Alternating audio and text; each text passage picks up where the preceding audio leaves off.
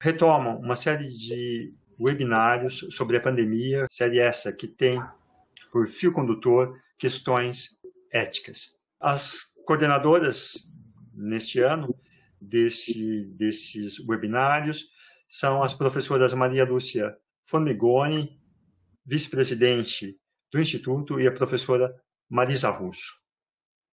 Para acolher o nosso convidado de hoje, Daniel Kleff, de imediato, eu deixo a palavra com elas.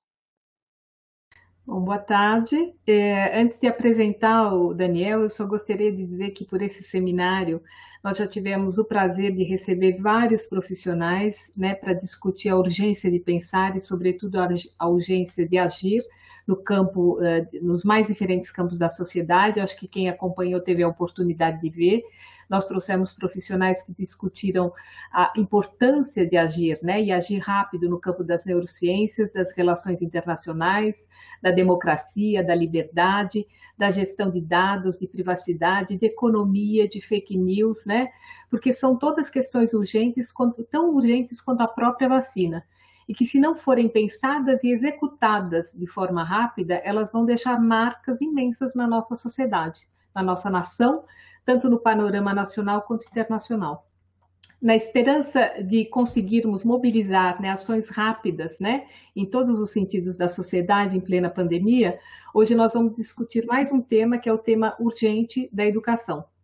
Algumas perguntas que nós vamos lançar e que, na verdade, depois o professor Daniel vai nos contar, né, é o que nós temos aprendido depois de um ano de pandemia em termos de educação.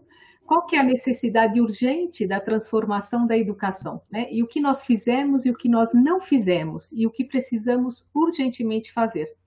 Então, para responder algumas dessas questões, é que nós convidamos o Daniel Kleff, que tem uma vasta experiência nas duas maiores empresas de tecnologia do mundo, que é a Microsoft e a Google, e que vai nos contar um pouco do que a Google, a empresa na qual ele trabalha atualmente, tem feito para essa mudança na educação virtual. Vou só falar um pouquinho do percurso do Daniel. O Daniel é o head do Google for Education para a América Latina, e antes de ingressar na Google, o Daniel trabalhou durante 15 anos na Microsoft, liderando áreas de parceiros, vendas e, sobretudo, na atuação de governo e educação. Em 2014, o Daniel deixou a Microsoft para fundar a Medcode, um sistema de ensino e programação para crianças e jovens, cujo currículo foi adotado por diversas escolas privadas e públicas em todo o Brasil. O Daniel também se dedica a atividades voluntárias de mentoria e empreendedores, e nas horas vagas procura aproveitar para desfrutar suas duas paixões, que é o ciclismo e a literatura. Daniel traz como tema hoje: o futuro é hoje, a educação do século XXI. Então, eu passo a palavra agora para o Daniel. Obrigada, Daniel. Obrigado, professora Marisa, professora Maria Lúcia, professor Ivo. É um prazer enorme estar aqui nessa oportunidade de conversar um pouco e trocar experiência com vocês. A gente, antes de começar, estava comentando que, para mim, pessoalmente, é sempre uma oportunidade. Eu aprendo bastante nesses debates.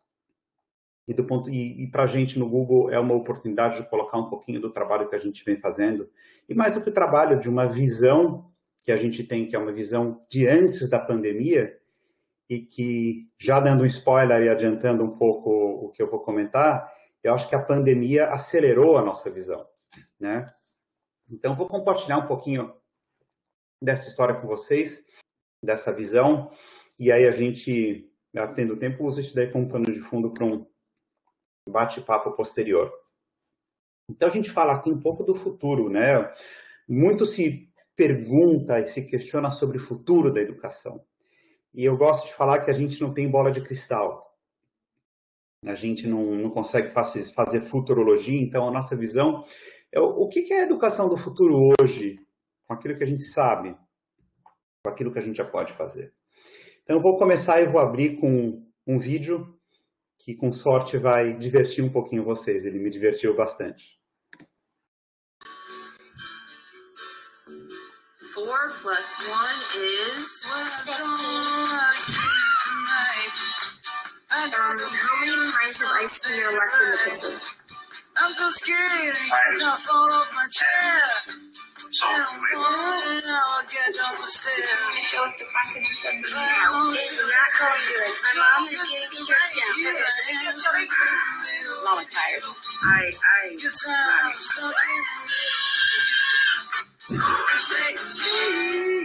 So starting just quickly by breathing in. I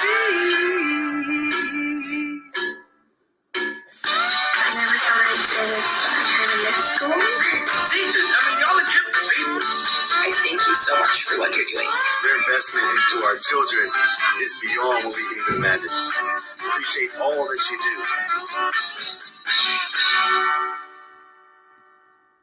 Obrigado às professoras e aos professores que durante essa pandemia têm sido os verdadeiros e os grandes heróis disso tudo. Eu acho que esse vídeo nos diverte porque muita gente se identifica com essa situação toda. É uma situação que, numa outra perspectiva, mostra que a gente rompeu as paredes e aquilo que dividia o mundo do escritório do mundo de casa. Trouxe uma humanização nesse processo todo. Aproximou pais, mães, famílias, de alunos, não só de filhos, das escolas. Então, eu acho que existe uma perspectiva muito interessante e muito positiva da gente olhar esse período que a gente está vivendo. Muitas vezes passa desapercebida. E eu acho que, como eu estava falando, muitas vezes nesses bate-papo a gente vai para esses eventos, esses bate-papos de educação, e a gente invariavelmente se pergunta o que espera a gente adiante. E uma das formas da gente tentar responder essa pergunta é entender um pouco a nossa própria história de evolução, né? Então, como sociedade, nós sempre tivemos ciclos cujos seus marcos, né, de final e de início foram grandes evoluções que acabavam tendo um impacto grande social, econômico, na forma que as pessoas se relacionam, e a gente não está vivendo algo diferente agora. Então, isso já é alguma coisa pré-pandemia. A gente vive aquilo que foi batizado como quarta revolução industrial pelo Schwab do Fórum Econômico Mundial, ou revolução cognitiva. Vivemos a primeira, a segunda. Muitos de nós, né, eu vivi parte dessa terceira revolução da popularização do computador pessoal. Ele chegou a todas as casas, a internet chegou. Mas o que acontece agora, se eu for falar em uma frase, é que as máquinas aprenderam a aprender. E aí vem todos os nomes que a gente vem ouvindo como inteligência artificial, aprendizado de máquina, big data, blockchain. Tudo isso são palavras-chave que marcam esta quarta revolução industrial. A gente já pode ver ela acontecendo na prática. Então, Daniel, eu entendi que a gente está vendo tudo isso daí, mas me traduz na prática o que vai acontecer, o que está acontecendo. A gente vê manifestações físicas, digitais e biológicas. Essa é uma forma de a gente olhar ou segmentar esse momento. Um exemplo de revolução física é algo muito divertido. Me parece, pelo menos, que essas pessoas estão se divertindo aí no Waymo. O Waymo, ele é um carro autônomo do Google, da Alphabet, na realidade, que é a holding do Google. E essas pessoas estão ali, possivelmente na Califórnia, andando de Waymo. E o Waymo, quanto mais ele se autoconduz ou autodirige, mais ele aprende. Esse é o conceito de machine learning. Se ele erra, ele aprende com erro. O Waymo tem aí um recorde de mais de 1 milhão de milhas dirigidas em um ano, que é mais que qualquer motorista dirigiu em um ano, com certeza. E as estatísticas e os estudos mostram que até 2035 a gente vai diminuir em 75% o número de acidentes no mundo, graças à tecnologia dos carros autônomos. Então, isso é algo que vai contribuir de uma forma positiva para o mundo. Vai gerar uma mudança nas relações, uma mudança em campos profissionais, mas assim sempre foi. E cabe agora o ser humano entender como se adaptar. E como se adaptar significa entender as novas oportunidades, olhar o lado positivo e o que a evolução traz de novas oportunidades para a gente. Aqui a gente tem um exemplo de revolução digital. Esse daí ele é um termostrato da Nest, que basicamente ilustra o que eu quero comentar aqui com vocês de IoT, ou de Internet das Coisas.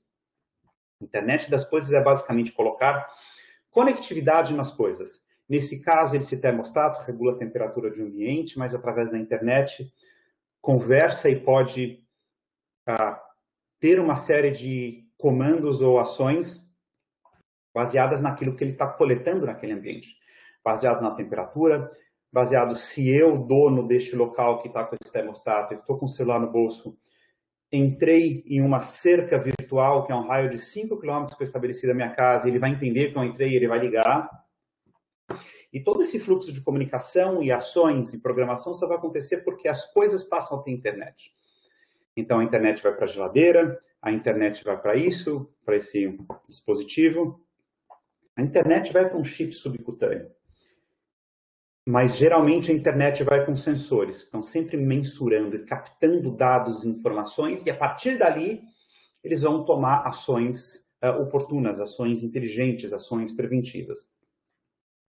A gente deve ter até 2025, muito em breve, 75 bilhões de coisas conectadas na internet.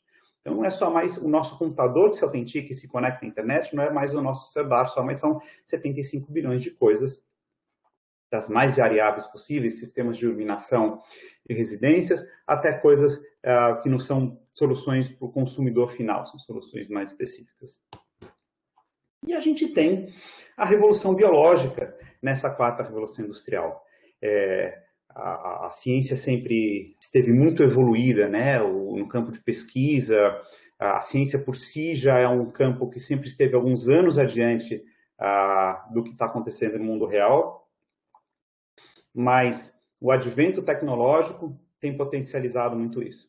Então, hoje em dia no mercado se fala muito das biotechs, são essas empresas ou essas startups que têm juntado todo esse conhecimento biológico, científico com tecnologia. Há 8 ou 10 anos atrás, um pesquisador entrou num TED Talk com um órgão, com um rim na mão. E falou, eu acabei de imprimir isso numa impressora 3D, com uma impressão de tecidos biológicos.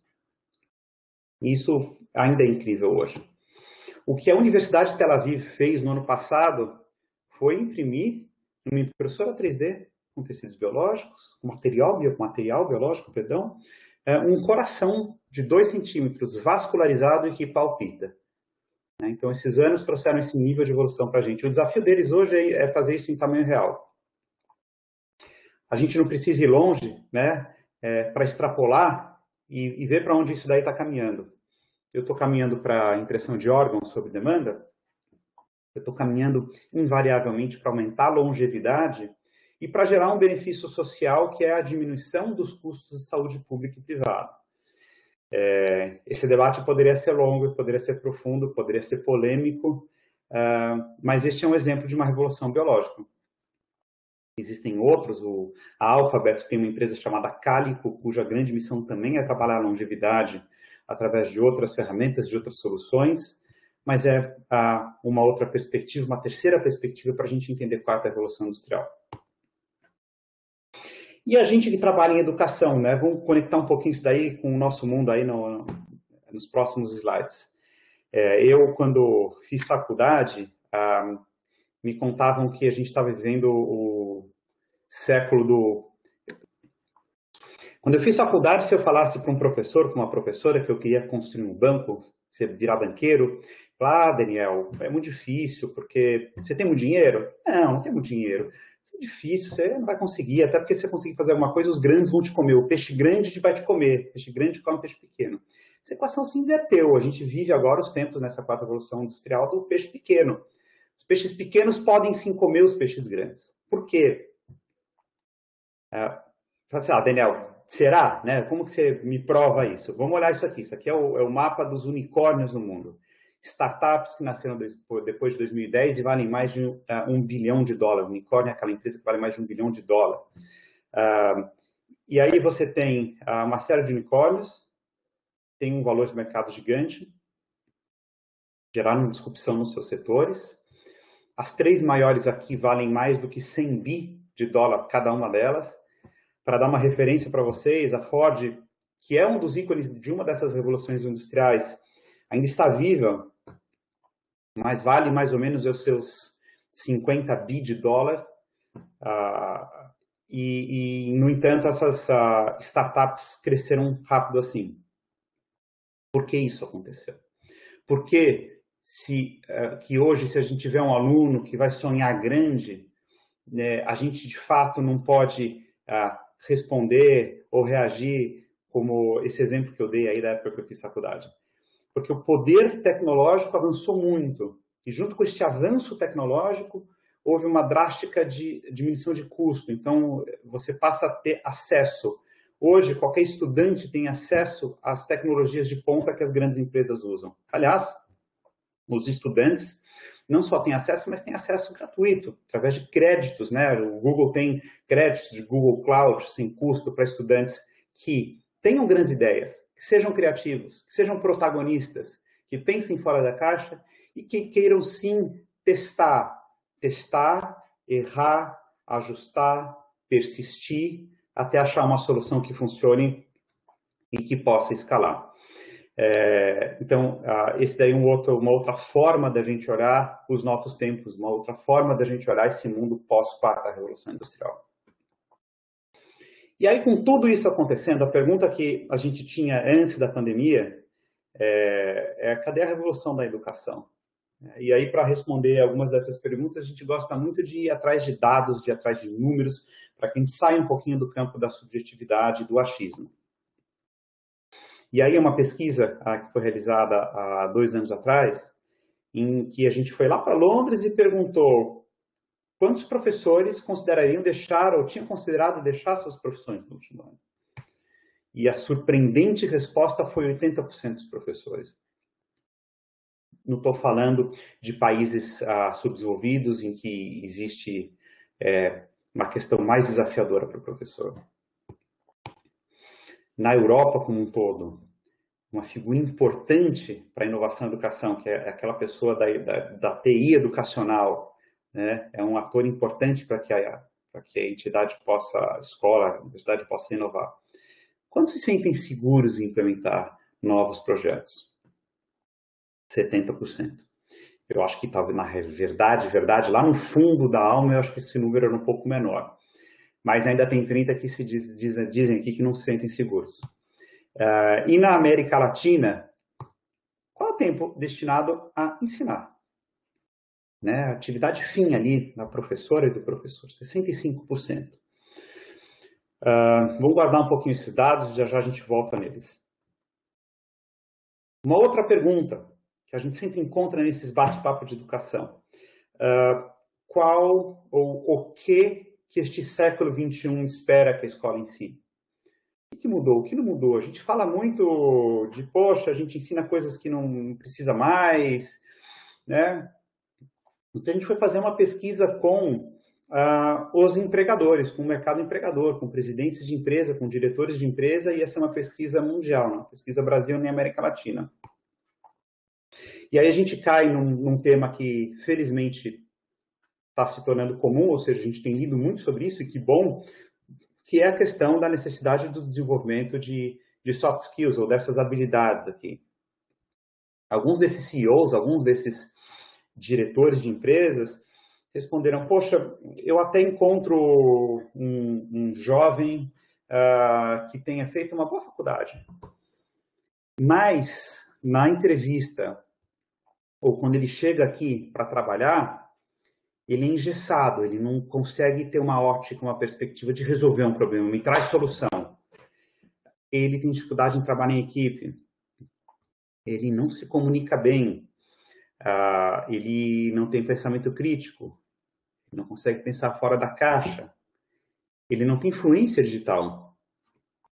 E a gente tem esses itens aí que apareceram como resultado dessa pesquisa. Fazer um gancho aqui, a fluência digital é importante. E aí existe um outro tema polêmico e importantíssimo hoje. Polêmico porque ainda tem muito para a gente construir nesse sentido. E correlaciona, isso é inclusive um estudo da Accenture de alguns anos atrás, correlaciona o gender gap, ou a questão de equidade de gênero com o pilar de fluência digital que a gente deveria começar a desenvolver nas meninas, desde cedo, né? Ou se a gente não fez desde cedo, que a gente faça nas jovens, né? Nas mulheres adultas. Então, esse estudo ele é um estudo muito interessante, não é um estudo nosso. Quando a gente vai para... E aí eu caminhei de uma visão de mundo para um pouquinho do que dizem aqueles atores principais sobre inovação na educação, e agora estou vindo um pouco para o mercado profissional. Em 2010, o presidente Obama lançou um programa de educação para inovação, cuja grande âncora desse programa era o investimento nas carreiras ou na formação de professores nas disciplinas de STEM, de ciência, tecnologia, engenharia e matemática. STEM depois virou STEAM, porque puseram design, depois puseram artes, mas basicamente são carreiras que, na medida em que a quarta revolução acelera, a gente passa a ter demanda por profissionais, que são demandas com curvas exponenciais, e a busca dos jovens por essas carreiras continua linear. Então eu tenho um delta aqui, eu tenho um gap aqui que se torna cada vez maior. Um exemplo de Brasil, o mercado esse é um estudo feito da Brascom, apenas com empresas de tecnologia. Esse estudo mostra que até 2024 o mercado do Brasil precisa de 420 mil profissionais ou de tecnólogos. Ele não vai ter isso, existe um gap de mão de obra neste T, né, das carreiras de STEM ou de STEAM. E isso acontece no mundo todo. Hoje, um bom programador tem emprego no Brasil e em qualquer lugar do mundo. Hoje, a busca por cientistas, por matemáticos, por engenheiros também segue o mesmo caminho. E aí estão as oportunidades desse novo... São algumas, na realidade, das oportunidades desse novo ciclo e dessa nova etapa, né, da nossa história de evolução que a gente vive. Eu não estou dizendo com isso que todos têm que ser tecnólogos ou que todos têm que seguir essas carreiras. Mas a visão é que o médico, o advogado que tiver, por exemplo, pensamento computacional, potencialmente pode ser um melhor médico ou um melhor advogado. Ou psicólogo, psicólogo. Por dois motivos, basicamente. Se a gente for ver pensamento computacional e educação, e pesquisar esse tema, a gente vai ver que esse tema parece muito correlacionado àquelas soft skills que eu mostrei alguns slides atrás. Especificamente uma, desenvolve a habilidade de solucionar problemas. Aprende a programar, aprende a fazer um código, tem um bug, você precisa de uma maneira estruturada a buscar onde está esse problema e solucionar.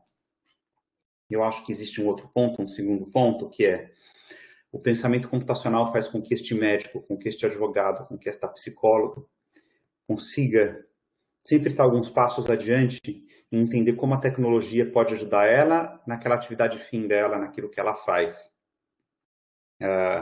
E com isso abrir novas oportunidades. E acho que a pandemia veio para mostrar isso, né? Aqueles que tinham influência digital seguramente se adaptaram mais rápido do que os outros. Bom, falei bastante, né? Falei bastante, vamos fazer um resumo aqui. A gente falou um pouco das máquinas que aprenderam a aprender. A gente falou do desafio dos professores e do desafio dos gestores de tecnologia educacional para inovar. A gente falou do século das habilidades, dos soft skills. E a gente falou de pensamento computacional. Dito tudo isso, como que é a escola do século XXI? Como é essa escola do futuro hoje? E aí eu entro um pouco na visão do Google. Uma visão que a gente tem pré-pandêmica. E a gente conecta os pontos já já. Essa escola do futuro hoje, ela é uma escola que deixa de ter uma sala de aula análoga. Deixa de ter uma sala de aula desconectada do mundo em um mundo tão conectado. Ela deixa de lutar contra a tecnologia na sala de aula e aceita a tecnologia em sala de aula. Era uma sala de aula em que os professores são capacitados para lidar com essa nova ferramenta, para extrair o melhor benefício dessa ferramenta preservando, sim, tudo que sempre funcionou. E aqui não é um jogo de, você não pode mais fazer assim, isso daí não funciona mais, olha, faz do meu jeito aqui. Não é dessa forma. Ela é uma sala de aula em que alunos vão aprender por projetos, por desafios, vão trabalhar em grupo. O professor, a professora, eles vão ser grandes mediadores, importantes mediadores desse processo. A tecnologia não vai substituir a professora e o professor. Os alunos têm um modelo de sala de aula mais dinâmico, estão colaborando em grupo, estão buscando uma solução, resolvendo o problema, estão exercendo liderança, estão exercendo persistência, vão bater a cabeça, não vai funcionar. Então, se a gente lembrar, as palavras-chave que eu estou usando aqui são exatamente as palavras-chave daquele slide ali. Então, essa sala de aula desenvolve, sim, essas habilidades do século XXI. De uma maneira, eu acho que muito mais dinâmica e muito mais motivante. E é isso que a gente vê. Isso aqui, nesse ponto, não é uma visão. Esses são os projetos reais que a gente tem hoje no mundo. E para que isso aconteça, a gente tem 2 pilares. Um pilar de pessoa e um pilar de tecnologia. Né? Então, no pilar de pessoa, que é o primeiro, o que a gente faz é tentar ser um agente para que a gente possa promover e acelerar e facilitar uma transformação cultural. Capacitando professores, coordenadores, diretores, em como maximizar os seus respectivos impactos com essas novas ferramentas de sala de aula. Sem isso, a gente não ia ter sucesso. Posso garantir para vocês. E o segundo pilar, ele é um pilar tecnológico. Ele é um pilar em que a nossa visão é colocar dentro da sala de aula os Chromebooks. Chromebooks são os computadores feitos pelo Google. Uma curiosidade, o Google nasceu na universidade, não sei se todos sabem, né? Os seus fundadores faziam Stanford e numa garagem se desafiaram, pensaram grande e falaram, poxa, a gente quer organizar toda a informação no mundo e tornar essa informação organizada disponível para as pessoas pesquisarem e se beneficiarem disso. Aí nasceu o Google. A gente tem no nosso DNA um componente de educação muito forte. Tão forte que há 10 anos atrás nos fez criar o Chromebook, um computador leve, fácil, simples que nem um buscador, em que tudo acontece, grande parte das coisas acontece pelo browser, pode não acontecer, mas essa é a visão. Não tem vírus, boota em 8 segundos, a bateria dura 9 a 10 horas, é o que eu estou usando aqui. Ele é muito simples, simples como buscador. Simples e seguro, porque na medida que a gente conecta a educação na internet, a gente precisa de soluções seguras. Soluções que permitam que um gestor educacional possa estabelecer políticas de uso dessa tecnologia dentro de um ambiente acadêmico, para que os alunos não façam uso indevido ou para que os alunos não sejam também vítimas de situações maliciosas e situações de risco. Esse é o meu lado esquerdo aqui. E o meu lado direito a nossa visão é dar soluções e não só um computador, para que a gente possa levar eficiência para estas relações acadêmicas. Isso se chamava até então de Suite for Education, agora se chama Workspace for Education, um conjunto de soluções que vão permitir justamente tudo que eu contei até agora. Soluções para documentos, para planilhas, para apresentações, um trabalho e um desafio sendo resolvido em grupo, todos coautorando ao mesmo tempo no mesmo documento. O Google Meet, né, que foi uma grande estrela aí desses nossos últimos 12 meses, para habilitar o ensino à distância, para habilitar com que alunos possam fazer seus projetos, mesmo estando fora do horário escolar ou longe da sala de aula. E o Google Classroom, que digitaliza todo o conteúdo da educação. Digitaliza todo o conteúdo da educação, faz com que professores possam fazer provas digitais, deixem de andar com aquele calhamaço de provas físicas e corrigir uma por uma, para inclusive, no modelo de prova digital, ter um recurso de auto-grading e de uma série de questões já serem corrigidas pela tecnologia. A gente olha o caminho de evolução do Google Classroom, ele é extremamente inspirador, eu não posso deixar de falar isso para vocês. Ele é um caminho em que coloca cada vez mais o que em tecnologia a gente chama de analytics dentro desse conteúdo que está acontecendo ali. E a tendência é oferecer cada vez mais indicadores, insights, eu acho que o melhor nome aqui são insights ao professor, sobre suas turmas, de forma que a gente caminha com a ajuda da tecnologia cada vez mais para uma abordagem personalizada. Então, a pandemia fez a gente acelerar o investimento nesta plataforma, e a gente não vai desacelerar. O que está por vir nos próximos 12 meses é absolutamente inspirador, é fascinante. Eu que estou dentro de casa, que estou dentro do Google, esses dias vi mais uma apresentação do que a gente está projetando para o futuro próximo e é altamente inspirador. Um pilar de investimento em pessoas e um pilar tecnológico. Com um computador, com um conjunto de soluções gratuitas. Essa solução aqui também tem uma versão paga, que ela é uma versão com funcionalidades premium, funcionalidades mais sofisticadas. Tem coisas aí como o reporte de originalidade, se existe um fragmento ou um conteúdo que o aluno trouxe da internet, ele vai apontar para o professor, vai fazer uma marcação. Isso não é proibido, mas vai estar marcado. Então, são coisas que estão por vir. Por fim, eu tenho mais do que orgulho, eu fico muito feliz de dizer que muito do que a gente faz, ou mais da metade do que a gente faz hoje está na educação pública. Então, nossos projetos estão mais do que a metade na América Latina na educação pública, e na educação privada estão das escolas AAA, a escolas mais carentes, escolas que têm mais desafios financeiros. Tudo isso porque, do ponto de vista econômico, nós procuramos e buscamos fazer soluções acessíveis. Esse é um estudo do IDC, que fala não só de um conceito de custo, de quanto custa, mas ele fala de algo mais amplo, que é custo total de propriedade, é quanto custa comprar e quanto custa implementar e quanto custa manter.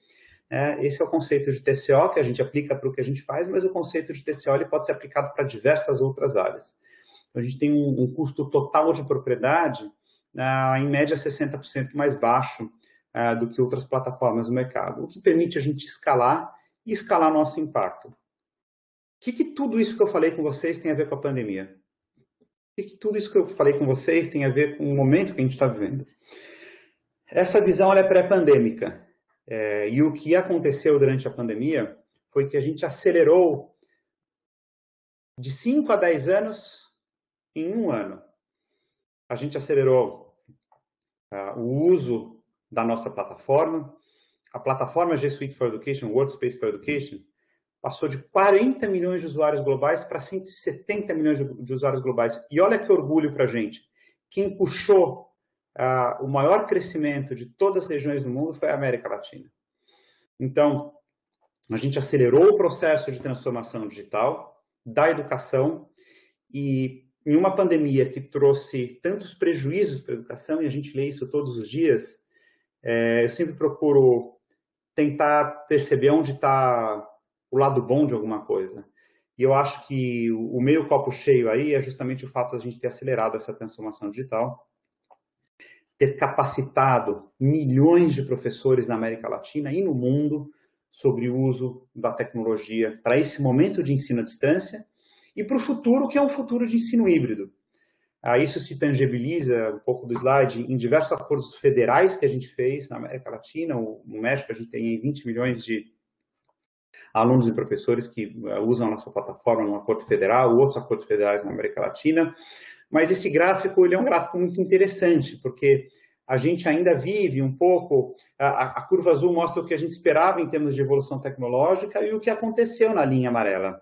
E hoje a gente está mais ou menos entre este ponto número 1 e ponto número 2. Né? Abre um pouquinho das escolas, volta, abre, volta. Mas a certeza que a gente tem é que o futuro da educação ele é um futuro de educação muito mais híbrida do que a gente tinha até então. Não necessariamente por uma pandemia. Esses dias eu falava com um gestor de uma universidade no Nordeste do Brasil, uma universidade fantástica. Poxa, Daniel, eu tinha aluno que vinha de ônibus, demorava 2 horas para chegar aqui. E hoje ele fala que ele ganhou muito tempo e muita qualidade de vida. Então, num mundo pós-pandêmico, num mundo com todos vacinados, com imunidade em rebanho, como a gente quiser chamar, é muito difícil desse aluno voltar todos os dias aqui. E como ele existem vários.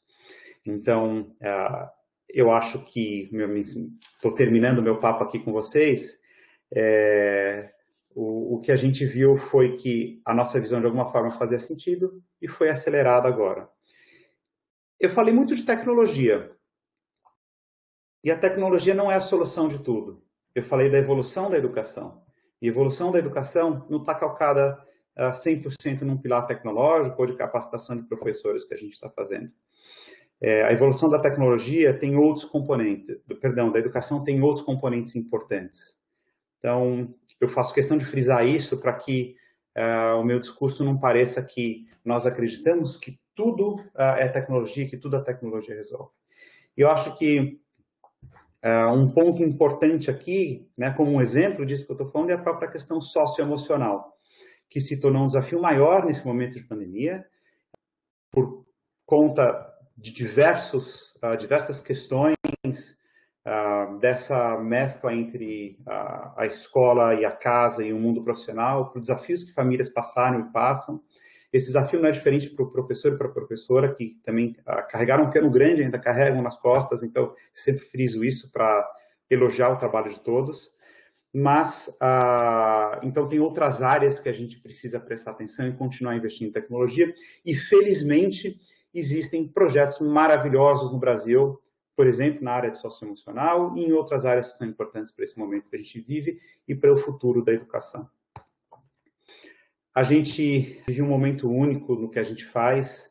A gente se tornou o dispositivo número 1, não só em alguns países como os Estados Unidos, Canadá, Suécia, alguns países na Europa, mas o Chromebook hoje é o computador líder na educação básica em todo o mundo. Foi isso que aconteceu na pandemia.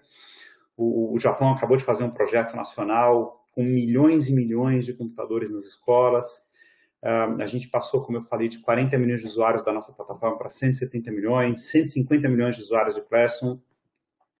E eu acho que esses marcos e esses números mostram que, de alguma forma, a gente está conseguindo contribuir e gerar um impacto positivo para a educação.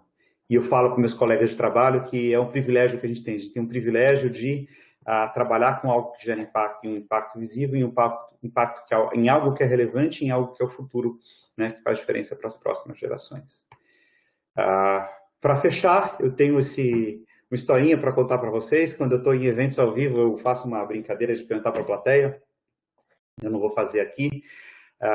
Não sei se alguém conhece essa foto, já viu essa foto, tem ideia de onde essa foto foi tirada? Não. E aí eu pergunto, o que vocês estão vendo aqui? Eu falo assim, estou vendo jovens, estou vendo computador. E aí, em algum momento, fala, eu estou vendo ali atrás um dinossauro. É isso, um dinossauro. Aí eu pergunto, onde está esse dinossauro? Esse dinossauro está no Googleplex. Está na nossa matriz, no coração do Vale do Silício, na Califórnia. A gente tem centenas de prédios ali na região. Esse é o complexo de prédios principais. Eles são prédios que acabam tendo uma arquitetura circular, com um grande pátio no meio. Esse dinossauro está nesse pátio. De forma que, quando você circula nos prédios e olha para as janelas para o lado de dentro, muitos podem ver esse dinossauro. Esse dinossauro foi colocado lá pelos nossos fundadores para relembrar todo mundo que os dinossauros já foram os mais fortes. Foram o topo da cadeia alimentar, foram os mais fortes, grandes, comiam todos. No entanto, não existem mais. E eles têm ali flamingos pendurados neles. E os flamingos seguem existindo. Isso porque os flamingos evoluíram e os dinossauros não. Então, isso daí está ali como uma provocação para que todos nós Googlers, funcionários do Google, ou os que visitam esses prédios, possam refletir sobre isso. Esse era a minha história para vocês hoje. Espero que, de alguma forma, tenha sido proveitosa. E aí eu fico à disposição para, se tiver tempo, a gente bater um papo aqui.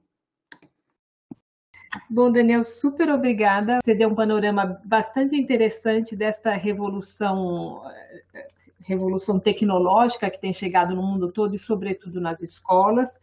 Quero dizer que, com certeza, a gente sabe que você não vê o mundo só como tecnologia. Uma pessoa que tem como hobby ciclismo e leitura, né? Senão você teria como hobby um carro autônomo e falaria com a Siri, né? Então, uma pessoa que tem esses hobbies, com certeza, sabe que o mundo é muito mais do que tecnologia.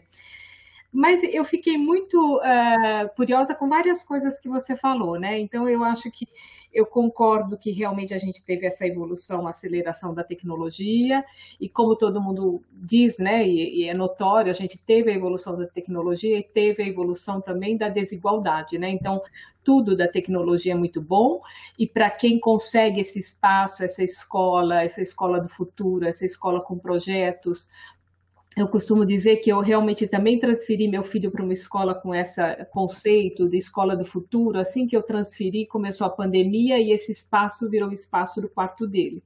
Então a gente teve que refazer e pensar tudo o que é essa escola do futuro, né? Mas eu queria perguntar para você, junto, né, com a posição da Google, eu vejo a Google interessada em oferecer essas plataformas, né, para que a gente possa se encontrar, o Google Meet, mas o que ela tem para pensar em transformar realmente o modo de aprendizagem? Porque na medida em que a gente precisa dessas novas plataformas para se comunicar ou para ter essas aulas como a gente está tendo agora, a parte da população que pode ter acesso né, a essa tecnologia, enquanto plataforma, eu vejo uma dificuldade muito grande quando você fala em universidade. Ótimo, as pessoas estão realmente economizando tempo, elas aprendem pela internet, quem consegue, ela tem suprido muito bem. Mas quanto mais você vai para baixo, mais você vê que os buracos são grandes. Então, sobretudo para a pré-escola, né, para as escolas mais iniciais, eu ainda acho que tem um espaço a ser revisto pelas tecnologias que não estão suprindo esta pré-escola. Ou não, qual é a linguagem que a gente vai usar o online para as crianças mais jovens, né? E então isso num contexto de crianças que podem ter acesso, e aí eu emendo a outra pergunta. Quando você vê que nas pesquisas da Unicef, uma em cada 10, a metade, né? Não é uma em cada 10, é metade das crianças que têm a idade até 10 anos, elas não têm capacidade de compreender frases. Como é que a gente vai trazer essa tecnologia? Como é que a gente vai nivelar? A ideia é como é que eu faço para que a tecnologia na educação não se torne numa coisa cruel? Porque eu vou oferecer cada vez mais coisas para quem consegue e vou ficar com cada vez menos pessoas quem não consegue, seja porque não tem acesso digital, informação digital ou idade, né? Ou idade para o digital. Claro. Bom, eu acho que, obrigado não pela pergunta, mas acho que são diversos pontos que você colocou aqui, que cabem alguns comentários. É inegável que existe, acima de tudo, de uma forma muito ampla, um desafio de mundo, mas um desafio maior de América Latina, né, em relação à democratização do acesso. E a pandemia deixou isso escancarado. A gente tem aí, eu conversei com uma série de líderes governamentais durante essa pandemia, de ministros de educação de El Salvador, a prefeitos de cidade na Colômbia, a governadores no Brasil. Então, um escopo extremamente heterogêneo, e que a gente vê que o básico, que é conectividade, ainda é um desafio. E o plano de pandemia de muitos desses governos foi um plano que foi uma mistura de soluções digitais, em alguns casos, rádio, TV e distribuição de material didático físico. Qual o lado bom que aconteceu durante a pandemia em relação a essa triste realidade? Foi seguramente uma união do setor privado, especialmente das empresas de telco, para buscar e implementar soluções que não existiam antes. Por exemplo, distribuir chips e distribuir conectividade em regiões carentes, e quando o acesso daqueles estudantes era um acesso a soluções de educação, independente do dono da solução, não havia cobrança. Mas esse sim segue sendo um desafio. Então, estou começando ali do mais amplo possível, né? Para que a gente não faça com que este abismo, talvez a sua pergunta tenha um pouquinho do abismo, né? Do conectado, do treinado, do fluente digital e do quem não está e não é. Então, a gente procura se concentrar um pouco nas coisas que a gente controla. Tem coisas que a gente pode influenciar, sugerir, mas tem coisas que a gente controla diretamente. A gente controla a questão de capacitação de professoras e professores. A gente investiu muito nisso. Não só investiu, como hoje existe um hub de tudo que a gente tem para apoiar os professores nesse momento. Está num hub do Teach from Home, do ensino em casa do Google, de uma forma extremamente mastigada. Além dessas soluções programáticas, né? O que é programática? Aquilo que está disponível e pronto. A gente conduziu e segue conduzindo uma série de projetos customizados de capacitação que a gente não cobra para fazer, mas o pré-requisito aqui é que seja escalável, que a gente impacte muitas pessoas em todos os países da América Latina, tanto focado em professores, mas focado também nos profissionais de tecnologia. Né? Falo muito do professor aqui, mas dos profissionais de tecnologia. Então, essa questão da capacitação é importante. Do ponto de vista de desenvolvimento de produto e desta plataforma que eu mostrei aqui, a América Latina lidera um ranking, que é o ranking dos alunos que acessaram as nossas plataformas usando telefones celulares Android baratos. A gente chama de low-end, baratos, com poucos recursos. O que o Google fez foi imediatamente começar a colocar dinheiro para desenvolver funcionalidades nessa plataforma para que a experiência dos alunos que estão acessando a sua plataforma de Google Classroom, Google Meet por esses celulares, se tornasse melhor, para que ele pudesse fazer mais coisas offline, para que ele consumisse menos banda. Então, existe uma evolução muito grande nesse sentido de plataforma e vai continuar existindo com o futuro. E esse futuro tem a questão da gente evoluir usando a tecnologia por uma tratativa cada vez mais individualizada do aluno. Então, aqueles que sim têm acesso à plataforma, professores e alunos, vão se beneficiar disso e a gente deixa de tratar, ao longo do tempo, todo mundo como igual, o que eu acho que é importante para esse momento. Agora, o que é necessário, e aí agora eu falo com um olhar fora de Google, né, com um olhar como cidadão, como a gente amplia a conectividade, como a gente democratiza isso, como a gente trabalha como mundo para baixar custos, e aí é um esforço coletivo.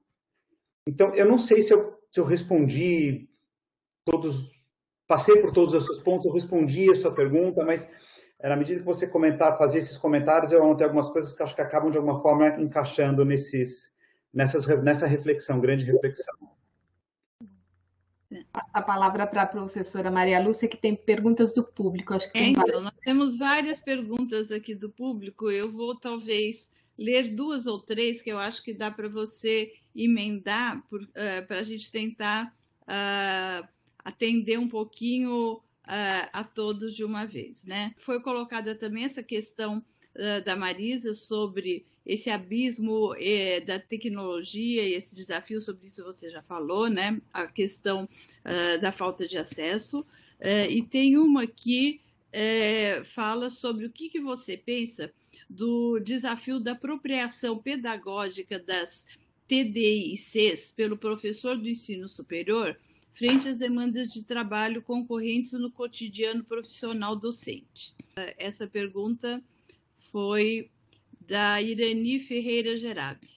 E temos também uma pergunta do Camilo Lely Santos, que coloca que o Google Classroom não evoluiu muito no Analytics para provimento de dados e soluções de gestão para o professor, que comparado com o Moodle, o Google Classroom não gera relatórios de engajamento, visualização dos alunos, conclusão de tarefas, tempo de vídeo assistido e outros metadados que ajudariam muito o professor. E ele pergunta por que não houve avanço nisso, se vocês estão investindo nesses itens que seriam de grande importância para os docentes. E a pergunta de alguém da biologia molecular de Diadema, que como toda essa tecnologia poderia contribuir para buscar essas mentes brilhantes de professores e tentar criar problemas. Então, acho que você pode tentar responder um pouco dessa, depois a gente vai para um outro bloco.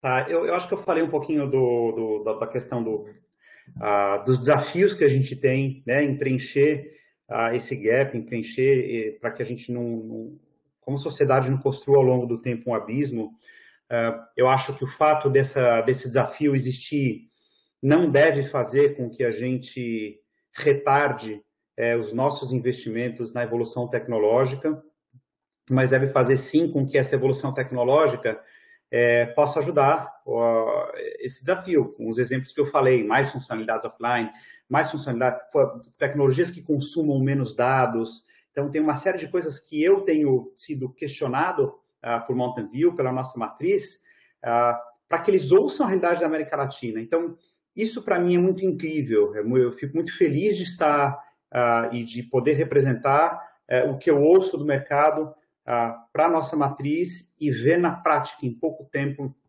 algumas evoluções acontecerem. Existe um ponto colocado em relação a plataformas, recursos, o que uma faz ou não, ou a outra faz ou não. Eu reitero aqui o que eu falei. Eu conheço, né, algumas soluções de mercado. Eu estou trabalhando com educação e tecnologia antes da minha jornada no Google, e eu, mesmo assim, estou muito impressionado com tudo que a gente acabou colocando já na plataforma. E essa evolução foi muito rápida. Então, também existe um desafio natural para todo mundo para entender tudo que foi incorporado, tudo que aconteceu. Eu dei alguns exemplos aqui, o exemplo do reporte de originalidade, relatório de originalidade, mas tem uma série de outras coisas que surgiram. Mas olhando adiante para os próximos 12 meses, muitas coisas vão surgir. Eu vou dar uma dica prática aqui, só para tangibilizar o que eu estou falando. Se vocês entrarem, ou a pessoa que fez a pergunta, entrar no YouTube e depois colocar lá Learning with Google, né, aprendendo com Google, em inglês, eu vou colocar no chat aqui, não sei se todos podem ver. Vocês vão ter acesso ao nosso evento global de educação digital que aconteceu há pouco tempo atrás. Learning with Google, ele aconteceu há um mês atrás. Ele é um evento de 1h40, que para aqueles que gostam de educação, que gostam de tecnologia, para aqueles que não gostam tanto, mas querem se familiarizar, a gente conta não só várias histórias reais e de projetos reais que a gente fez agora na pandemia no mundo, e a América Latina está representada com a história de Colômbia, de Medellín, mas ele também fala dessa evolução de plataforma, mas ali tem alguns exemplos reais de algumas coisas que vão acontecer. Não é tudo que está disponível e público aqui ainda, tem outras coisas que eu já vi que não estão públicas, mas eu te recomendo para que você fique conectado, sintonizado aí do que vai acontecer. Então, são alguns comentários aí em relação a esses pontos todos. Eu queria aproveitar e pedir para você falar um pouco dessa questão, indo um pouco para os aspectos socioemocionais da educação, e o quanto que isso a gente viu pelo seu próprio vídeo de entrada, como que as pessoas têm essa dificuldade para organizar o seu tempo e tentar separar esses espaços, né? Então, eu vejo que assim, o trabalho em casa, se por um lado ganhamos muito tempo em transporte e uma certa comodidade, por outro lado, isso restringe muito as relações sociais, que ficam um pouco mais superficiais, talvez, e a mistura de atividades. Por exemplo, os pais que têm que dar um apoio sem estar preparados para isso, e os professores que têm que se reinventar nesse período e muitas vezes essa questão que a Marisa colocou de crianças menores para as quais é mais difícil tentar se conectar com essa questão de tecnologia. Aí a minha pergunta pensando nisso, em como essa questão mais comportamental, vocês têm algum tipo de projeto levando em conta aspectos de neurociência, de como que as pessoas aprendem, para tentar criar ferramentas que facilitem essa organização? E como que você vê que a gente pode fazer essa transformação do ponto de vista de conseguir setorizar um pouco mais o nosso tempo em casa e não ficar trabalhando 24 horas por dia, que é o que a gente está fazendo hoje em dia? Bons pontos, professor. Acho que dava uma tarde, um almoço bem longo de conversa aqui, né? Eu acho que a próxima fronteira da evolução tecnológica tem como um dos seus principais pilares a questão da humanização. E a gente, inclusive, romper paradigmas, né, relacionados a como a gente traz essa humanização para ferramentas tecnológicas. Parece algo um pouco impossível, né, e uma coisa não combina com a outra, mas eu acho que essa é a próxima fronteira do desenvolvimento tecnológico da educação, e eu estou bem curioso e otimista com o que pode vir pela frente.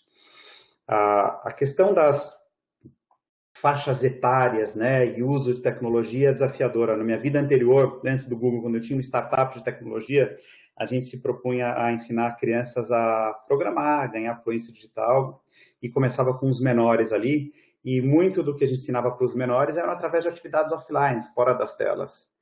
E com um pouquinho de tela, mas que desenvolviam habilidades de abstração, de lógica. Então, é inegável que existe um desafio, este mundo 100% digital que a gente vive, e eu acho que quanto mais novos, o desafio é maior. Isso na perspectiva do aluno menor ou do aluno maior. Mas a sua menção foi também em relação a pais, professores. O desafio dos professores, eu falo algumas vezes, né, muitos se preocuparam com os alunos durante muito tempo. Poxa, mas por que esses artigos, por que essas reportagens, por que essas reflexões estão esquecendo de falar dos professores? Olha o tamanho da responsabilidade deles. Então, a minha reverência a todos os professores e professoras aqui de novo. Do nosso lado, a gente tem que seguir investindo para facilitar. Tudo o que a gente tem que fazer é facilitar a vida do professor. A gente não pode evoluir e fazer com que essa evolução tecnológica se torne cada vez mais grego, se torne cada vez mais difícil, se torne cada vez um mundo enorme com labirintos em que os professores vão se perder. Essa é a visão. E aí eu vou passar um pouco para responder sua pergunta, talvez um pouquinho fora, mas dividindo uma curiosidade com todos aqui, que existe desafio para os pais que são profissionais também. E eu acho que a gente vem desenvolvendo algumas boas práticas. Vou citar algumas que a gente tem, né, como funcionários do Google. Eu faço bloqueios na minha agenda, de momentos em que nesse bloqueio eu não vou aceitar outra reunião, porque é um bloqueio de tempo meu para responder e-mail, é um bloqueio de tempo meu para lavar a louça, é um bloqueio de tempo meu para levar meu filho no dentista. E é aceitável, e é ok isso. E eu posso deixar isso público, as pessoas podem ver, eu não preciso esconder, eu não preciso achar uma desculpa. Nós temos feito algumas dinâmicas de time à distância. Esses dias a gente mandou uma farinha, um açúcar, um doce de leite para casa de todo mundo, e no final do dia teve um chefe que, através do Google Meet, ensinou a gente a fazer um doce, todo mundo em grupo. Um doce, uma sobremesa super gostosa. Então, são dois exemplos que passam por práticas ou boas práticas pessoais, mas passam também por uma questão de cultura da empresa, cultura da instituição que você está inserido. E que eu acho que isso é extremamente importante hoje. Que os líderes, os líderes destas corporações, educacionais ou não, também abram o olho e tenham essa sensibilidade, fomentem isso e façam um processo colaborativo para que a gente possa evoluir a cultura para o momento que a gente está vivendo.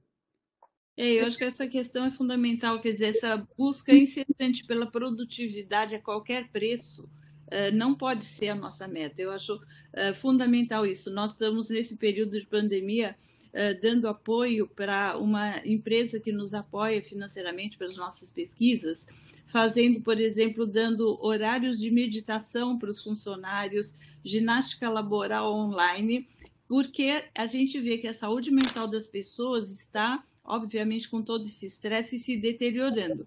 E se a tecnologia não souber também encaixar isso, realmente nós não vamos conseguir sair com alguma saúde mental dessa pandemia, né?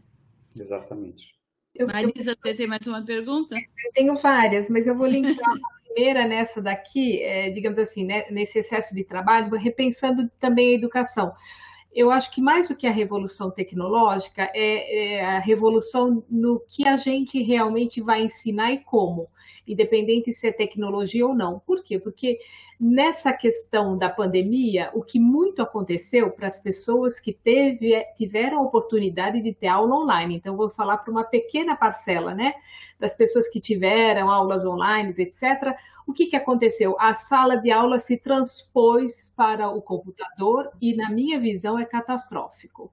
Eu tenho um filho que fica das 7 da manhã às 3 da tarde na internet, vendo aulas na internet. Por quê? Porque ainda a gente está nesse começo de não saber como usar essas plataformas. A gente transpõe uma educação 100% em sala de aula para 100% online. E eu acho que esse não é o caminho. Então, eu acho que a gente está tendo para repensar essa educação? Porque a gente não pode nem transpor a sala de aula para a tela, nem no mesmo horário, nem no mesmo tempo. E uma dificuldade que eu tenho como professora é a avaliação. Então, é o tempo de aula e o modo de avaliação. O modo de avaliação que você faz em sala de aula não tem mais nada a ver com o modo de avaliação que você faz online, né? Então, eu acho que a gente tem que repensar esses dois pontos para a própria educação, seja ela se ela vai continuar online ou não, isso vai mudar o modo e o tempo de aprendizado e como, e o modo de avaliação. Então, eu não sei se a Google se preocupa com isso, né? Como é que eu vou montar coisas que sejam mais eficientes online, que não são a réplica em sala de aula? Essa é uma pergunta. Depois eu faço a outra. Eu posso só emendar uma coisa que tem muito a ver com a sua pergunta, aí o Daniel já responde uma vez.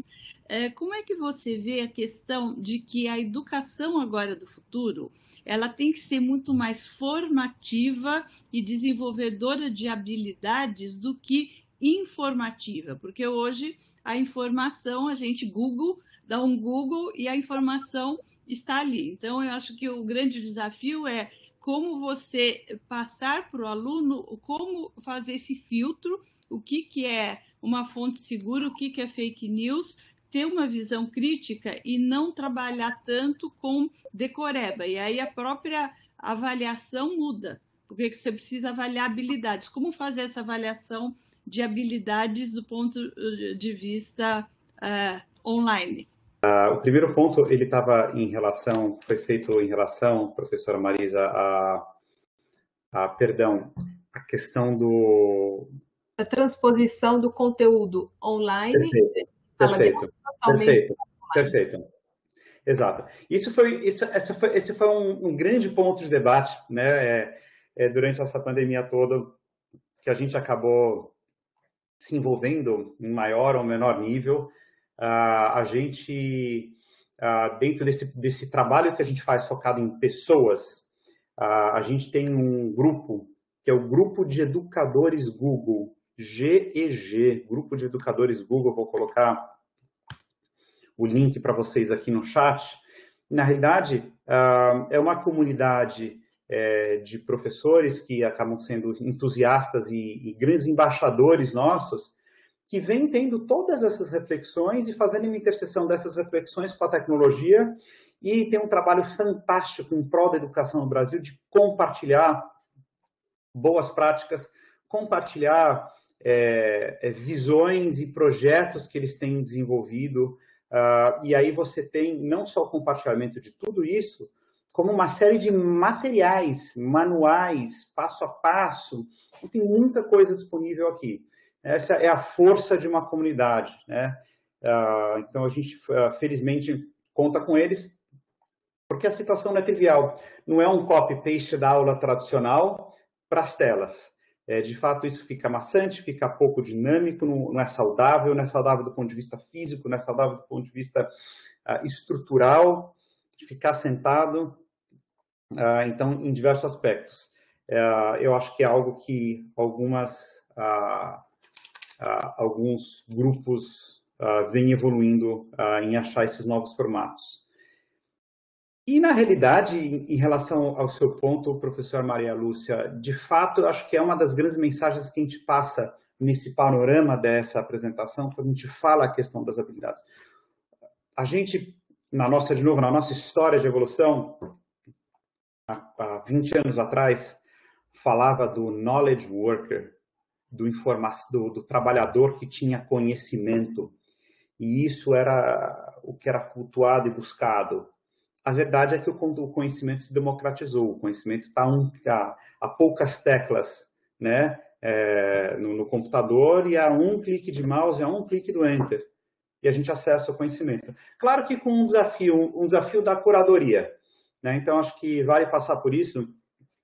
Esse é o contrário do que a gente tinha antes. O conhecimento era para poucos, hoje é para muitos, mas também tem excesso de conhecimento. Então, o que vale ou não vale? Vocês mencionaram aqui que já conduziram sessões falando de fake news, tudo. Então, eu acho que tem essa questão aí. Então, se esse conhecimento está democratizado, de fato, o caminho e o equivalente ao knowledge worker de 20 anos atrás, hoje, é esse cidadão, é esse profissional que, de fato, tem essas habilidades desenvolvidas. E eu não sou um pesquisador no tema. A verdade é que tampouco eu sou um professor. Então, é importante colocar isso. Mas eu sou um apaixonado por educação e estou exposto a diversos debates. Mas o que eu acredito, pessoalmente, é que, de fato, o caminho é este caminho do ensino por projetos, do ensino por desafios. Isso vem de John Dewey, né? Lá atrás, do Problem-Based Learning, do Challenge-Based Learning, o professor como mediador. Tem muitos discípulos de Forestein que gostam, né, da tese dele, desse papel de mediador, que faz com que alunos que aprendem de forma diferente, que assimilam de forma diferente, tenham a oportunidade de aprender de uma forma mais equalizada, e eu acho que isso daí é um caminho sem volta. Então, aqueles que não estão focados em habilidades, estão focados no conhecimento, acho que tem que prestar atenção. Existe um outro desafio aí que a gente não falou, que é o desafio de legislação, né? Então, os países em geral vão ter regulamentações, legislações, vão ter modelos de testes nacionais. E aí, às vezes, você vai ter um descompasso entre a visão e aquilo que o sistema como um todo acaba pedindo. E aí você vira refém do sistema. Não estou citando nenhum país específico aqui, mas é importante pontuar isso. Já que você, assim, né, toma conta aqui da América Latina, toma conta de nós, né, sabe um pouco o panorama, Daniel, eu queria que você dissesse, assim, entre os países da América Latina, qual é o que se encontra melhor em termos dessa tecnologia com a educação? Qual que você pontuaria melhor e por quê? O que é que ele fez na frente dos outros, em termos aqui da América Latina, né? E qual a diferença? São 3 perguntas. Qual o melhor aqui da América Latina em termos de tecnologia? Qual a diferença que temos entre a América Latina e o resto do mundo em termos dessa educação com tecnologia? E quanto tempo você acha que a gente vai levar para se igualar ao resto do mundo em termos de educação e América Latina? Com todos os nossos problemas que temos, analfabetismo, iletrismo e tudo que você, né, educação, dinheiro, tudo, qual é o tempo que você estima? Né? Porque você diz, a América Latina foi a que mais se destacou, acessou, etc. Mas quando você vê algumas reportagens ali da Unicef, a gente vê que a maioria da América Latina, Ásia, África, ainda o maior acesso para a educação é televisão. E que depois a gente vê a tecnologia indo junto com o rádio, e em algumas depois o rádio passa na frente, e a tecnologia, na verdade, vem quase por último. Qual é o melhor país da América Latina? O que é a diferença da América Latina com o resto do mundo nessa questão da tecnologia e educação? E quanto tempo a gente levaria para esse gap ou nunca? Eu, né, não quero ser tão pessimista, mas... Legal, boas perguntas. É difícil responder qual é o melhor país, porque o conceito, a definição de melhor, ela pode ser um pouco variável, né? E melhor para um, melhor para outro. Eu posso responder, talvez, a minha melhor resposta pode ser bem baseada em dados, né? Se eu for olhar a unidade de um país e não projetos, e eu digo isso porque o Brasil tem, sim, uma série de projetos incríveis, projetos estaduais, projetos municipais, sem mencionar projetos da rede privada também, que não devem ser desmerecidos, mas na unidade país, o Chile é aquele que teve o maior índice de adoção e penetração tecnológica em relação à população total de estudantes. Uhum. Então, olhando para uma métrica bem objetiva, talvez valha uma menção ao Chile. E aí a pergunta para, poxa, por quê? Houve um projeto muito bem estruturado, coordenado, um projeto feito com uma velocidade, alta no início da pandemia, mas com muita qualidade também, e de forma centralizada, de forma federal. Num país que também seguramente deve se beneficiar por ter uma abrangência, um tamanho geográfico menor, uma população de estudantes menor, né? Então, eu acho que essas coisas também contam a favor e, afinal, houve um alinhamento de astros para que eles pudessem se destacar nesse quesito, nesse aspecto. E a outra era qual a diferença de América Latina e mundo? Foi muito curioso porque os meus pares tomam conta de outras regiões do mundo, né? De EMEA e de APEC, Europa ali, o que está junto com a Europa ali, e a questão da Ásia e Pacífico. E houve uma questão muito curiosa, porque a gente teve um lag time, a gente teve um descompasso, perdão, desculpa, está me faltando a palavra, um descompasso de ações relacionadas à tecnologia entre a América Latina e os outros territórios ou regiões.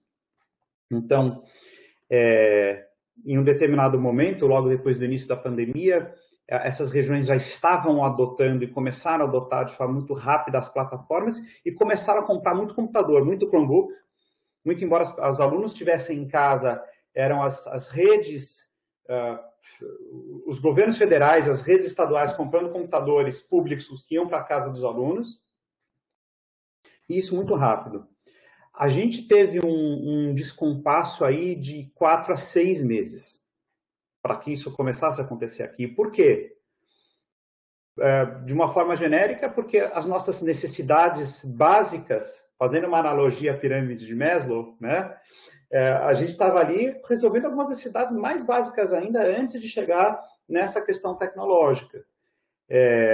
Então, eu acho que existe uma diferença grande de maturidade da América Latina em relação a outros países, maturidade em pontos que os relatórios da Unicef e os relatórios de outras entidades apontam de uma forma muito clara, e que nos prejudicou. A antítese disso, como eu disse, é que a gente, em número absoluto de usuários da plataforma, foi a região que mais cresceu, e isso é fantástico. Não deixa de ser um reflexo da nossa carência também, né? Porque as outras regiões talvez cresceram menos porque já tinham uma penetração de plataforma tecnológica maior. Então, existem dois lados para a gente olhar essa história. E se eu for falar de tempo, aí é um exercício de futurologia que eu posso dar uma opinião pessoal. Vocês gravam aqui, se eu acertar, depois vocês me pagam um café, mas é super desafiador, né? Porque assim, quanto tempo a gente vai se levar para igualar eles? Igualar em qual desses aspectos? É em penetração? É em conectividade? É na questão da migração do ensino híbrido? Em qual desses critérios? Então, é muito difícil, mas eu acho que, para não ficar sem responder, né, e não ficar te enrolando aqui, eu acho que a gente tem aí pelo menos uns 10 anos de diferença aí, por melhor intencionado que todos estejam, pelo menos. Esse seria meu chute, é um chutaço pessoal meu. Que você erre, tá? Eu espero que você erre, que daqui a pouco a gente chame você e que você venha dizer, olha, eu errei, foram só 5 anos. Malu? E um pouco nessa linha, tem uma pergunta aqui do Eduardo Cardoso Pereira Neves, que ele pergunta se a Google tem dialogado com o governo federal do Brasil com relação à sistematização e implantação de tecnologias no território nacional. Vocês têm algum projeto em parceria com o governo para isso? A gente dialoga constantemente com todas as esferas e tentando levar nossa visão, levar propostas que possam, inclusive, ter contribuições do Google, programas. A gente já investe muito no país, a gente investe em todos os níveis, de diversas formas, investimentos que vão desde google.org, mais focados no terceiro setor, investimentos como Google for Startups, de fomento ao empreendedorismo e ecossistema de startups. Então, o Google tem uma série de investimentos super amplos no país. Então, a gente dialoga assim com todas as esferas. É claro, quanto mais alta a esfera, por mais estratégico que sejam todas as pessoas envolvidas, mais bem intencionadas, é sempre muito mais desafiador você fazer um projeto grande do que um projeto menor, né? Então, você fazer um projeto de país, mesmo para aqueles que estão do lado de lá do balcão, que não somos nós, é sempre muito mais desafiador e muito mais difícil. Então, é importante também passar por isso.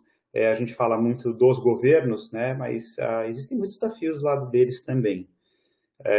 E a gente vai seguir dialogando, vai seguir colocando propostas sobre a mesa que possam ajudar o país e que a gente possa fazer mais do que a gente faz hoje e seguir fazendo mais cada vez mais. E a Rosângela Catiúcia pergunta se ela afirma que a tecnologia fez com que alunos e professores ficassem mais cautelosos na fala com os demais em ambiente de sala virtual. Se você acha que essa relação professor-aluno ela mudou e se ela vai, com o passar do tempo, mudar, quer dizer, o que você acha que vai acontecer dessa relação? Não sei se ela mudou de forma permanente, mas ela claramente está diferente, né? Vamos lembrar que a gente passou uma nova janela de novo ano letivo à distância. Isso significa dizer que muitos alunos conheceram seus novos professores à distância e nunca presencialmente. E o que eu acho é que eles sentem muita falta, especialmente os menores, né? Sentem falta do contato humano, da vontade de ver. Então, de novo, vou entrar naquela zona de apostas, de chutes meus, né? A impressão que eu tenho, e tentando de novo ter um olhar positivo aqui, é que como eles sentem falta, em algum momento isso daí vai ser retomado, que talvez possa existir uma valorização maior dessas relações. Coisas que eram coisas boas da vida que passavam desapercebidas, talvez possam passar a ser mais percebidas e mais valorizadas. Então, eu acredito nisso e eu faço votos para isso. E se a gente conseguir ter esse movimento acontecendo, eu acho que a gente vai ter um mundo melhor e vai colher frutos positivos disso que a gente está passando.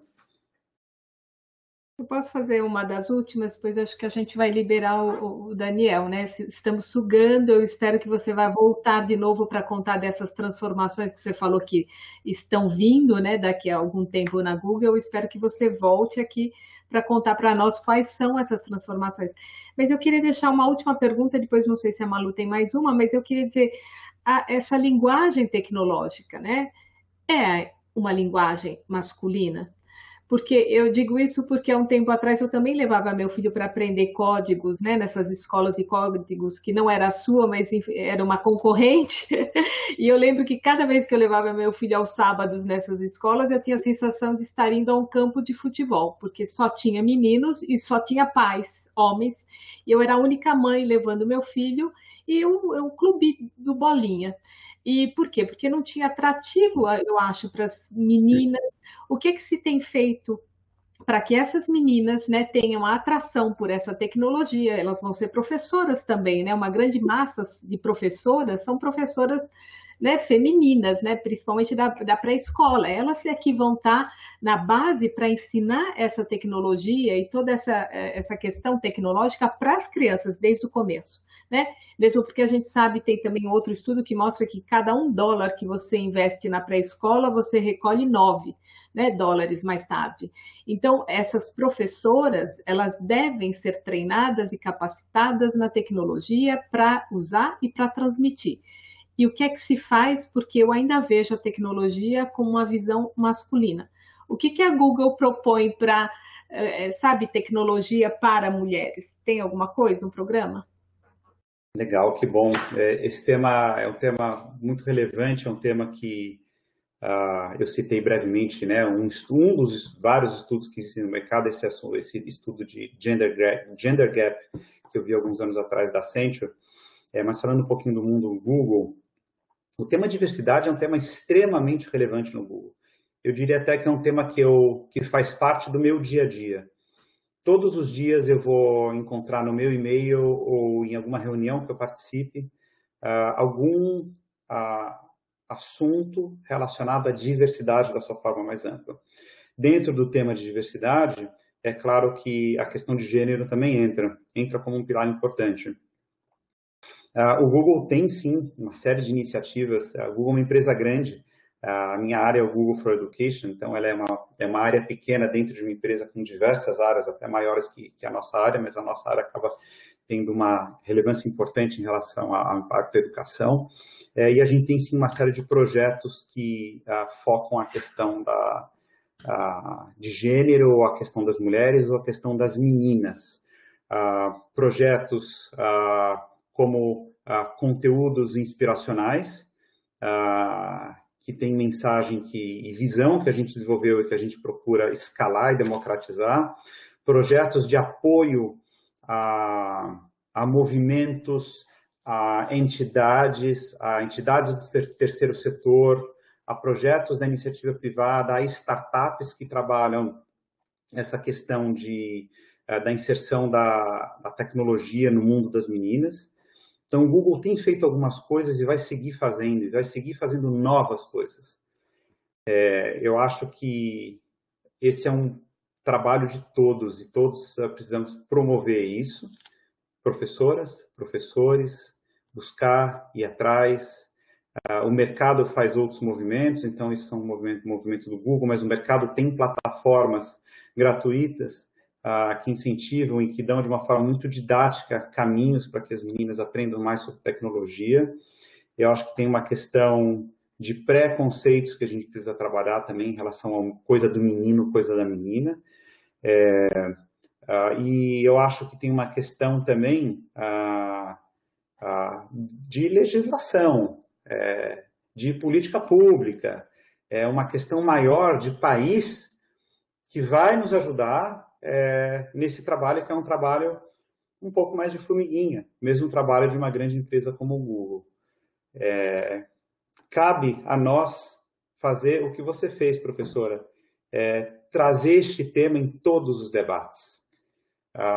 Esses dias eu ouvi uma frase muito interessante em um dos pilares de diversidade, que dizia mais ou menos como que, não, eu sou favorável a esse tema, mas ele dizia, a provocação dizia que ser favorável não basta. Ser favorável e ficar calado não é suficiente, você não está gerando impacto. Então, a provocação e a frase dizia justamente, você tem que ser não só favorável, mas como você tem que ser um protagonista. Você tem que colocar isso na pauta, você tem que ajudar movimentos, você tem que fazer alguma coisa. Mas ser só favorável e não fazer nada não adianta. Né? Ser neutro, é uma neutralidade que não vai mover o mundo. Então, obrigado por trazer o tema.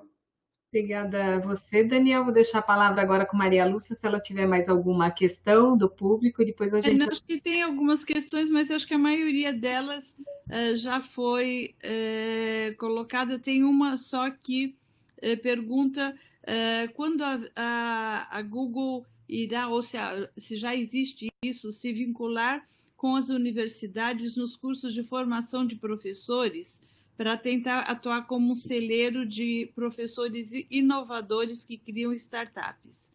Porque no Brasil essa relação da Google com as universidades, que tem cursos de licenciatura, não é tão desenvolvida quanto em outros países. Sim, a gente fala bastante disso e a gente tem maior interesse. A gente tem interesse, a gente tem disponibilidade em investir tempo, investir recursos para fazer com que isso aconteça. Infelizmente, a gente não consegue fazer um movimento centralizado que faça isso permear por todas as universidades, o que seria muito mais fácil, eficiente para a gente e traria um impacto maior. A gente tem, sim, alguns projetos exatamente dessa natureza e a gente tem interesse em ter mais projetos assim. Conteúdo não falta, conteúdo gratuito não falta, entusiastas, comunidades, especialistas que estão fazendo o que fazem também pelo ímpeto e pelo propósito de gerar impacto também não faltam. Eu acho que talvez o que falta seja a gente conseguir escalar mais desta forma descentralizada, infelizmente descentralizada, projetos dessa natureza. Tá ótimo, então. Bem, acho que nós já exploramos demais e gostaria, então, de agradecer imensamente a sua disponibilidade e estamos de portas abertas para outros bate-papos. Teremos o prazer de te receber para o futuro, contando dessas novas iniciativas, né? Não sei se a Marisa também quer falar alguma coisa a mais. Eu só quero realmente agradecer, achei que foi super rico, uma conversa muito frutífera, a gente aprendeu muita coisa e com certeza eu gostaria de ouvir das outras vezes todas as coisas novas que realmente, de repente, a Google pode estar trazendo para nós e quem sabe a gente pensar numa colaboração, né, da Unifesp com a Google, com algum projeto, quem sabe, né, a gente elaborar e ter novas parcerias. Mas agradeço imensamente, Daniel, muito, muito obrigada. Sim, eu sei, inclusive, que nossos times já estão se falando há algum tempo aí, Unifesp e Google, mas eu que agradeço. Para mim foi uma honra, uma oportunidade única estar aqui conversando com vocês todos. Uma pena que não foi no presencial, para olhar para todo mundo, tomar um cafezinho, mas em breve a gente vai conseguir fazer isso daí de novo. E foi um prazer enorme. Muito obrigado. Espero que tenha sido proveitosa a conversa. Obrigada. Sem dúvida que foi. Agradeço a você, agradeço a nossa plateia, que está firme até agora aqui. Então, agradecemos a todos. Até logo, Daniel.